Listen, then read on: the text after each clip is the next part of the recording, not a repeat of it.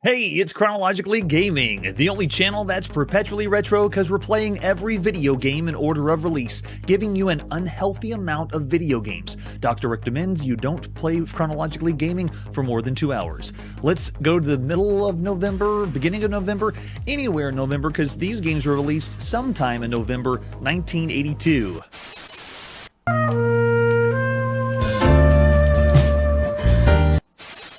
We were last getting high on an acid trip playing Alien Garden. Let's see what our next game is. It's Alien Taxi for the TRS-80, the original TRS-80. This one, I only have a screenshot, maybe two, and that's it. Let's pop in and play Alien Taxi. This is by John R. Olson Jr. Way to go, John. Published by Fantastic Software and sometime in November 1982. So this is our 139th game we've played for the Model 1 or Model 3 TRS-80. And I believe this one is... What is this one? This one is Taxi. Of course. Let's get into it. This is the second game we've seen by Fantastic Software. The other one they did just recently we saw was Panic. P-A-N-I-K. So here you go, Alien Taxi. Let's see what you got, John. We get enter for instructions. Yes, give me instructions. We have to land at the 12 taxi stands. Oh, it really is a taxi. Return your fares to the resort hotel. We have points to pick up for delivery, bonus taxi. No way. It's like Crazy Taxi from 1982, except, you know, it's Alien Taxi. We use up arrow keys, lateral thrusters. Oh, and joystick compatible. I love to hear that. I believe this is the first or one of the first games by John R. Olson Jr. All right, so whether you do one or two players, you're going to be taking turns. It is very much like the arcade. Let's push one and then go in. I want to see this joystick work. There it is. It does work. So in the bottom display lets us know what our fuel is like, what speed we're at. Right above my shoulder, you can see our vertical speed is showing, and if I move to the left or right, yeah, there we go, it displays that speed. What? Okay, so we started off on a landing pad, we take off on the landing pad, and now we're supposed to pick up fares of other people. I'm already getting vibes of Lunar Lander. It's feeling the exact same way, but if you run into anything, and I mean, oh, I made it. Oh gosh, I can't believe I landed it. No way, here come the aliens. They get on the taxi. All right, let's go pick up someone else. I think we'll just land at the other one, right? It doesn't say where they need to go.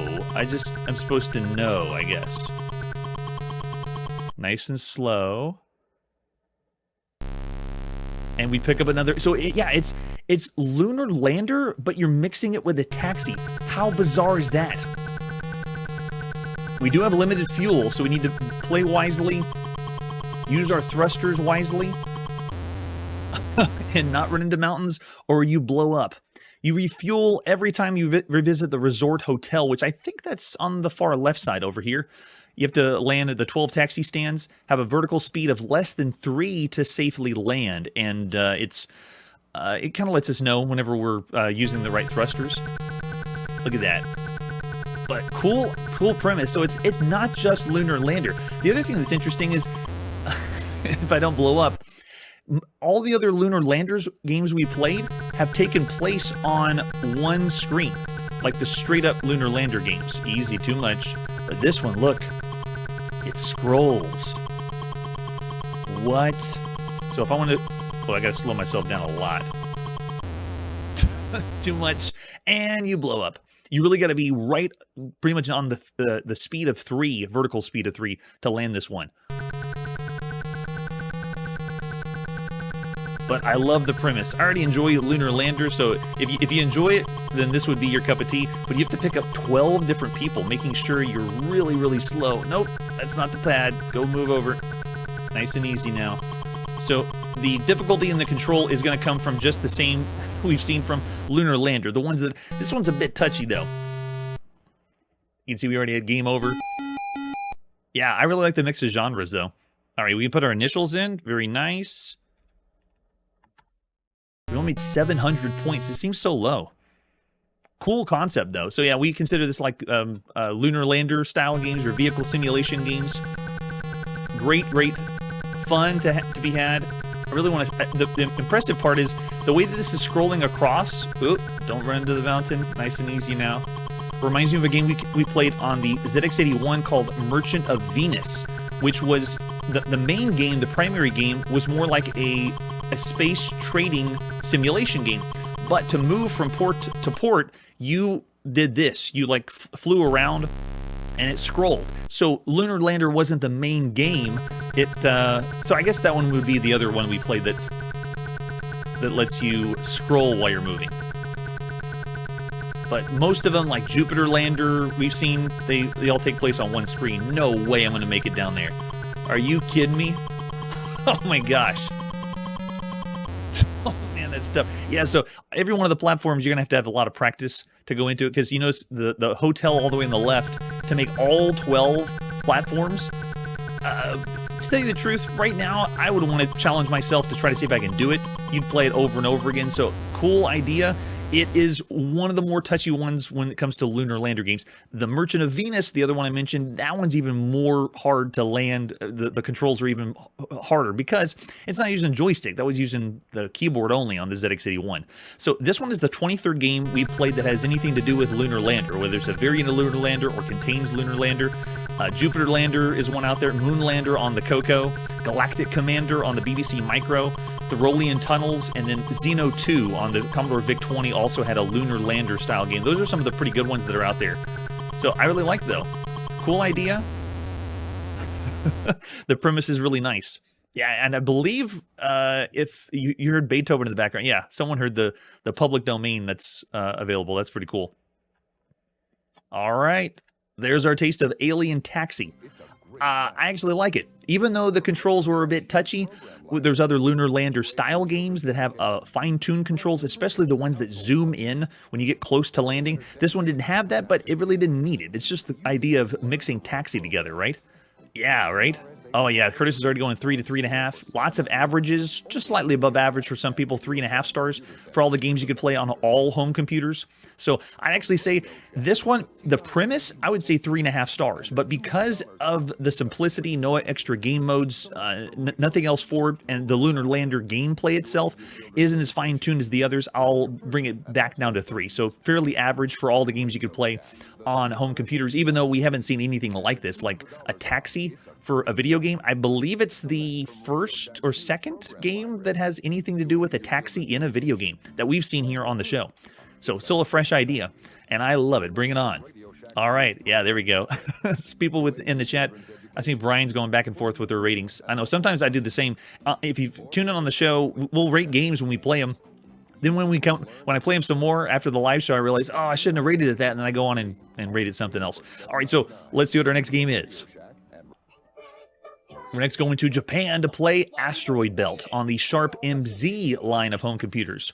From one obscure game to the next. When we play games that are released at some time in November 1982, we're just taking this in alphabetical order, but you can understand, if you can't find the release date, that's why they're here. This one just has a few screenshots too. Let's pop in Asteroid Belt and play Solo Software at some time in November 1982. Not to be confused with Asteroid Belt for the BBC Micro by Computer Concepts in 1983, which we haven't going to see yet. This one I'm going to load a save state to. I do not want to wait for BASIC to load. I do not want to wait for the game to load. And just go. Yes, load that data. After you load all the other things, then you have to load again. There it is, Asteroid Belt. Solo Software. Still around 6 or 7 titles we've seen by them, and it's all been here, bouncing between. You may have seen this in the United Kingdom as well. So it's the Sharp MZ was originated in Japan, but then it went to Europe too, and maybe North America. I'm not too sure on that one. Oh, right at the top, you bet it is. Yeah. All right, this is keyboard controlled only. We can do F2 for instructions. Is it in English? I hope so. Let's see. Your task is to land the rescue ship on each of the 3... Yep, it is Lunar Rescue. Rescued men have to return to the mothership. On the way, you have to be careful. Use the cursor keys to control. Number of men on the base. Yeah, we got it. Any key to start the game? All right, and that's it. Ready? This is Asteroid Belt. I'm using cursor keys only to move the little UFO around. The Asteroid Belt is completely motionless. None of the asteroids are moving. And this kind of defeats the... This is like a different take on Lunar Rescue, because Lunar Rescue, you had combined elements of a fixed shooter and lunar lander. This has none of that. You don't need to use a lunar lander, but you rescue someone, you bring them back up, and then they go in the UFO. This is a completely different game. It is supposed to take an homage to Lunar Rescue, but I mean, come on, this isn't Lunar Rescue. You just have to make your way around without touching any of the pixels. That's all it is. No, it's not broken. This is it. This is the game. Because there's not a shot. It's just about dodging things. It reminds me of another game we played for MS-DOS that I think Meteor Mission or Meteor Run, that you just had to move around the screen dodging things. So very simplistic gameplay with nothing moving and everything static. It just seems crazy. Yes, definitely basic. I had to load the custom basic that Solo Software designed for the Sharp MZ home computer and then the game. Oh, wait, no. Level 1 was static. Here it is. It's moving. I can't believe it. We actually got some movement here. So, yeah, this is Lunar Rescue. This is the 8th game we played that is a variant or even the same game in the arcades for Lunar Rescue. Yeah, but this one doesn't really incorporate the lunar lander part, or at least the first stage didn't. Wow. Okay, so yeah, they added the movement. Now, I'm pretty sure I don't have physics still. Yeah, still nothing, because all I have is cursor keys. So now it's turned almost like into a space race variant, because this one has the asteroids moving now. I don't know if I can do it. What? You only rescue one at a time? You can only rescue one at a time and then make it to the other side. So, look at that, 1 pixel, and you die. Gosh. Yeah, the difficulty curve on this one is just way too hard. Gosh. Okay, 1 person died. Let's see if we can actually save somebody. But don't let 1 pixel hit your ship. Gosh. Well, that one should have been easy to avoid. But you have to see that it's it's also cursor controlled only. Do we get another? We get more dirge of death to hear. And if we restart, does it go back to where it was before? I believe it does. Yeah, so it goes to the first stage. So at least level 1. Well, now I want to see what the other levels are. I thought this was the whole game. What's the next level after? But I don't think we can do it. It would take a little too long to do the entire level 2. But you can see... that's so dumb. Losing lives when it's totally... yeah, right?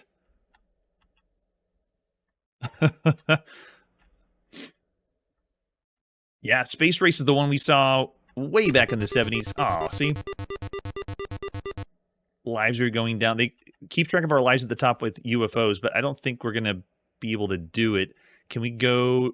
Oh, it wraps. That's good to know. I guess it wraps because the asteroids do that. So still a very simple premise, but knowing that they're not using the physics that Lunar Rescue uses, and they're not also using the lunar lander variant. So it's still very simplistic, even with the asteroids moving.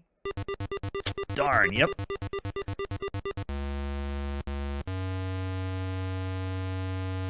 Well, cool. I want to see more, but it's still not as impressive as the other games we've seen, especially the other Lunar Rescue games that are out there.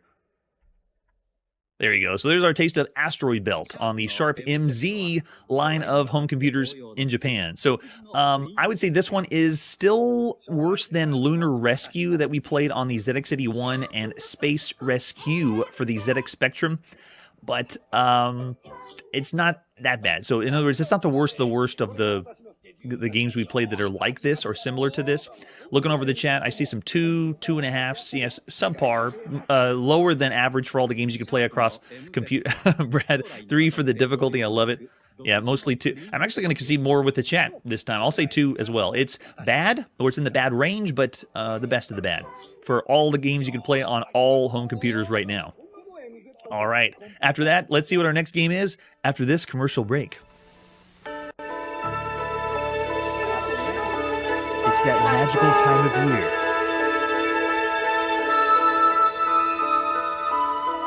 Oh, it's coming.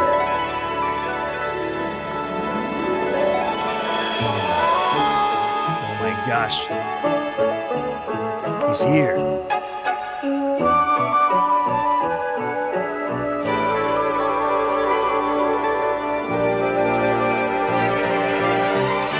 there it is. Oh, it's so magical. Notice they don't have the Sears version. That's right, put it in, E.T. Only from Atari. And change the world. Made especially for systems from Atari. The video game that lets you help E.T. get home. Don't get too Just excited in yet, time kids. for Christmas. Happy holidays from Atari. Oh man, it's so magical. Yes, it's time. Well, we're getting close to that season here. Since it's November, you know the commercials are starting to fly. This is going to be when we play all the video games at sometime in November 1982, and that means the holiday season is already upon us, or getting close to upon us. And that is the cover of what we're doing next. We're reading the latest issue of Atari Age. This is the November and December issue, and you can tell by the front, they're really going to be marketing this. And we broke the rules a little bit here on Chronologically Gaming. We actually already played this game. The reason why is because we went out of order because of Howard Scott Warshaw. He was here on the show, and we've already played this magical game of E.T. And truth be told, it is not as terrible as the media would have you believe, but always remember to play it yourself, and then you would know for sure. All right, so here we go. Atari Age. The front is all about the licensed games. We got Raiders of the Lost Ark and E.T. on the front, but I mean, classic. This is like the most classic front of the magazine for Atari Age that we've seen so far. Yeah, that's right. Yeah, I'm sure everyone in the chat will have what they want to say. All right, let's crack it open and get ready for the holiday season. With the first big one, I mean, look at there. E.T.'s plastered giant ad. You even got see, they're tying into the movie craze too. And I mentioned this when I was talking about Howard Scott Warshaw being on the show. He essentially invented the video game, the licensed video game letdown, which means that before this time, we had licensed video games, but he was the first one to make a video game that people realized, oh, I'm not going to feel the same I did with the movie. The game is not going to be anywhere near as close as it could be. And so since then, we've now become more desensitized to that. We play more video games that are licensed games where we know that the game is not going to be like the movie whatsoever. It can't even compare to the movie. Well, at least, leading up to a certain point. As of right now, we should be well aware that video games are not going to make you feel the same as the movie did. But they're going to give us lots and lots of licensed games.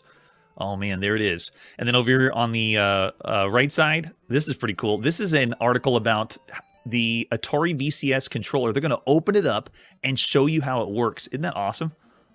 Oh, and the paddle controller too. Nice. Both of these, the Atari VCS joystick is the digital one, and then the analog paddle control. So nice. I like when they do this. Give you a behind the scenes of how it is. Yeah, you bet. Yeah, I'm sure, Mark. It's going to take the world by storm. All right, let's keep flipping on to the next page. Over here, we got some readers bringing in their high score secrets. Someone made a maze for Pac-Man, which is kind of nice. The Atari Age magazine in itself is very much almost like a fan club magazine. It's a smaller magazine, not a large read. Definitely not something like the other computer magazines that we check out. But this one is less pages. There's not a ton of content, and they don't really do like covering video game reviews. It's more of hyping people up for what's out there. Oh, no way. That's a way to go, Brad. Changing it to micro switches. All right, so they got a comic down at the bottom. Oh, someone pulled the plug. Oh, you hate it when that happens. Do you have any games that a father can win? Yep, they're out there. You'll get them. And then over on this side, there it is, E.T. Atari's bringing E.T. to your home. Find the 3 pieces of the interplanetary telephone. And yeah, Reese's Pieces are in the game too. Sweet. I love it. And when we played it ourselves, after reading the manual, I explained my first experience with E.T. was more of confusion, but at the same time, I was getting these games as yard sale or garage sale releases, so there was no manuals for most of these the games on the Atari, and so E.T. is a big one. Whenever I first played it, I thought it was junk too.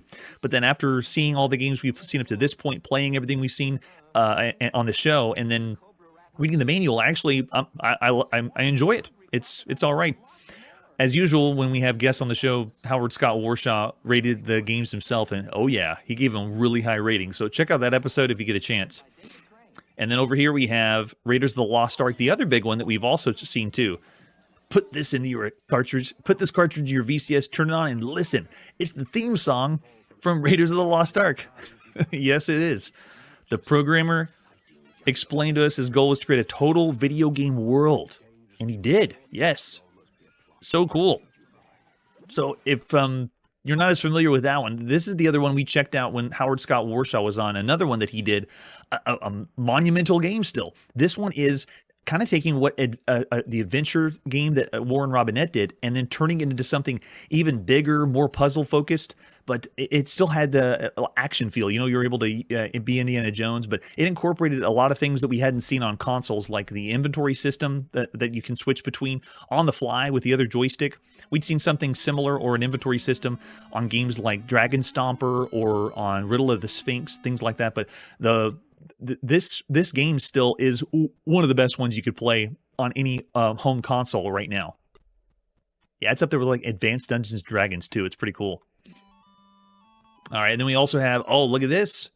Real Sports Football. We haven't seen that one yet. This one might show up and maybe released in November 1982, because I don't think this was Atari. Maybe it was? I don't think so. Yeah, because the Real Sports Football one, let's see, this is going to be Atari 5200, I believe.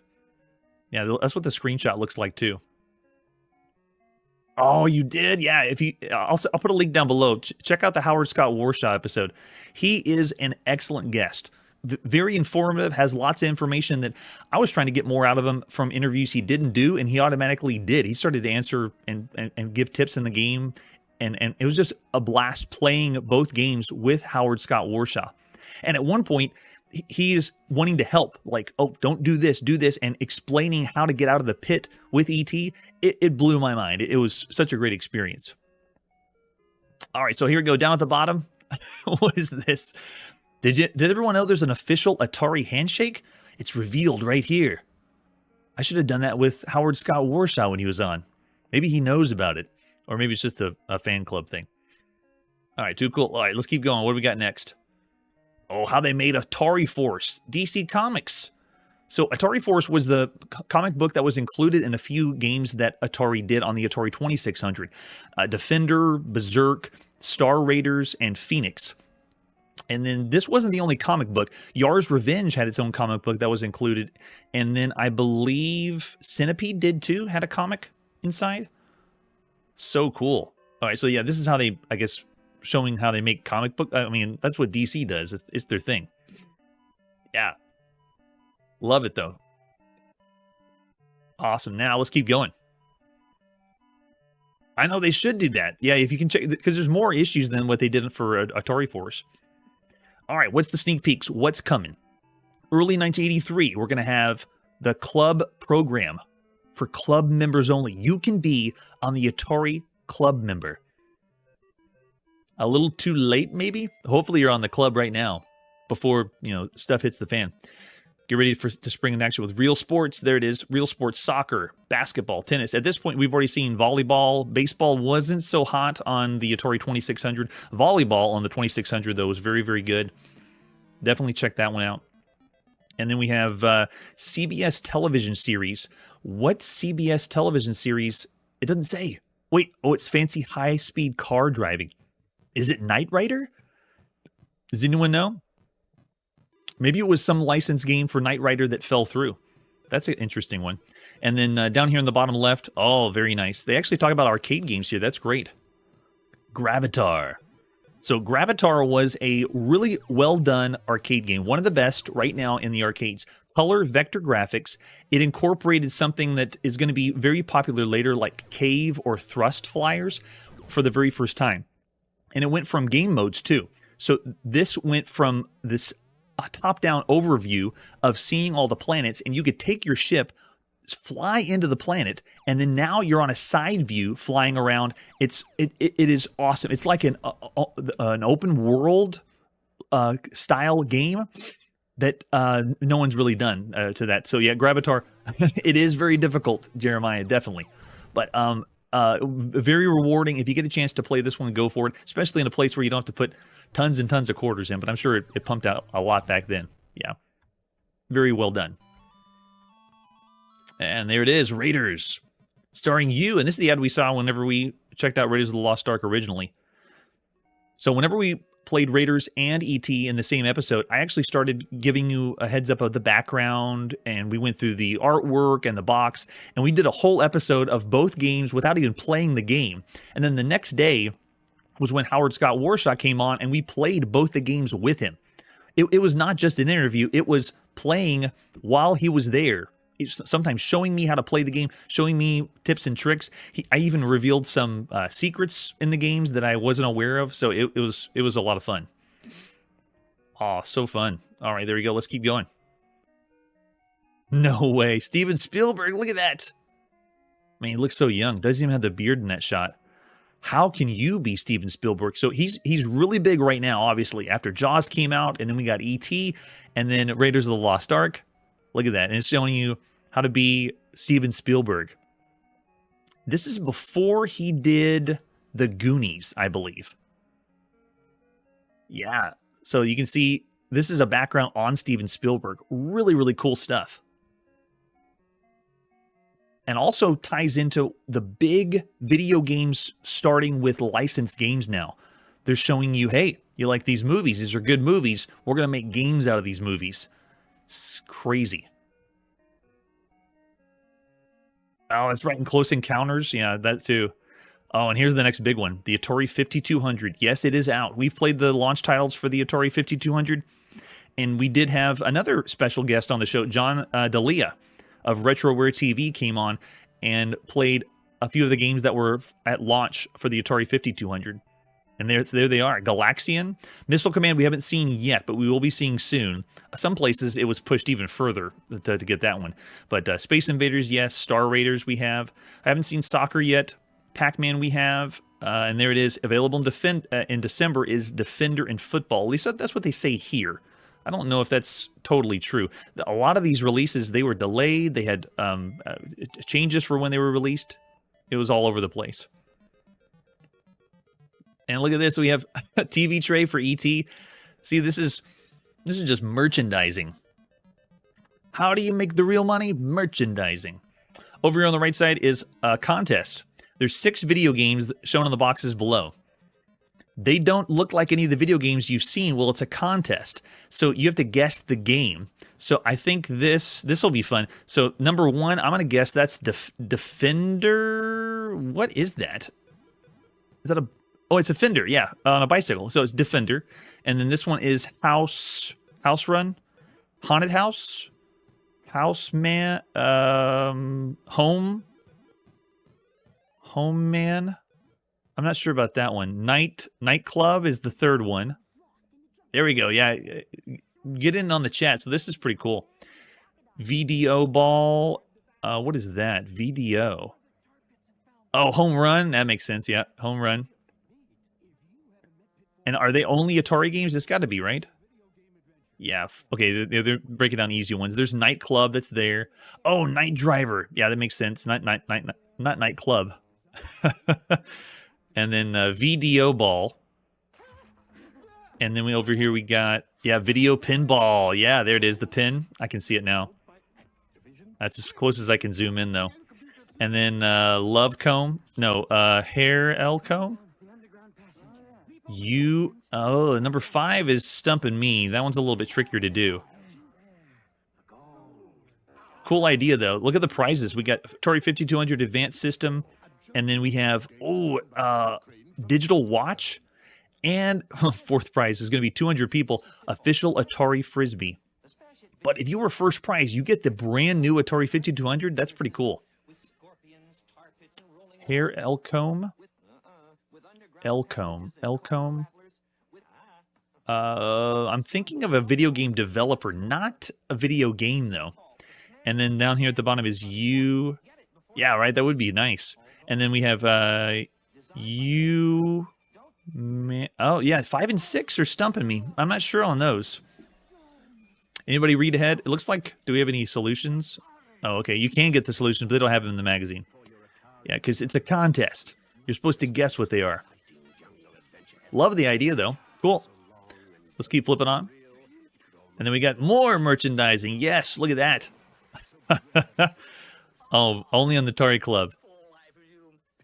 Oh, yeah, maybe it is on your face. That's a clue. That's possible.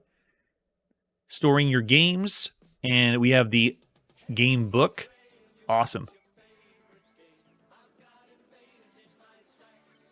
Cartridges there. They're piled up. Very nice.